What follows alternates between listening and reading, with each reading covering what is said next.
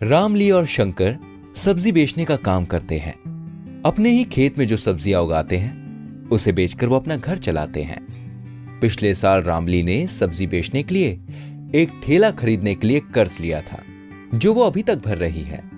वो कर्ज चल ही रहा था कि शंकर ने बाइक खरीदने के लिए दोबारा कर्ज ले लिया। ये कर्ज उसने साहूकार से लिया। साहूकार ने कहा था कि हर महीने 10% ब्याज भरना पड़ेगा, यानी कि 10%।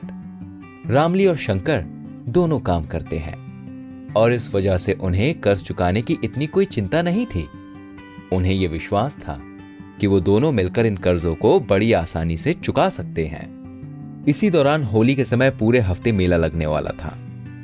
मेले में जाने के लिए रामली के लिए चांदी के कड़े और सबके लिए नए कपड़े खरीदने के लिए शंकर ने अपनी दोस्त से कुछ रकम उधार ले ली। अनाज बेच के पूरे पैसे लौटा दूंगा, ऐसा कहकर उसने अपने दोस्त से कर्ज लिया। 4 महीने के बाद रामली की बेटी के लिए शहर से एक अच्छा रिश्ता आया, तो तुरंत ही अपनी बेटी की शादी की तैयारियों में लग गए। शादी का पूरा खर्च, लेन देन सब मिलाकर 2 लाख का कर्ज था। अब शंकर सोच में पड़ गया कि इतनी बड़ी रकम वो लाए कहां से।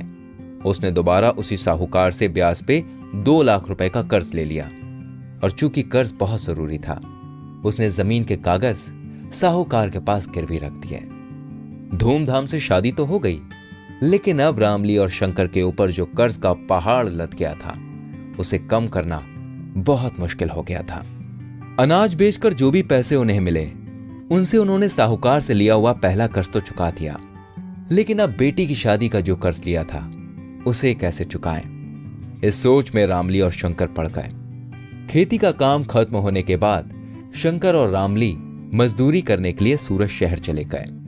वहां मेहनत करके जो भी कमाते, वो सारी कमाई घर खर्च में ही चली जाती थी।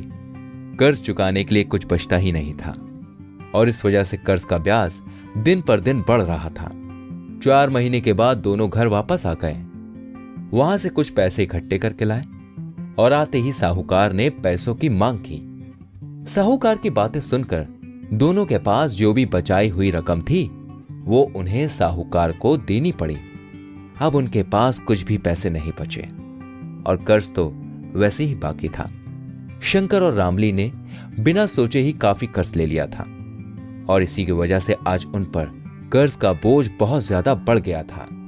उस बोझ से निकलना अब उनके लिए बिल्कुल भी आसान नहीं था। यदि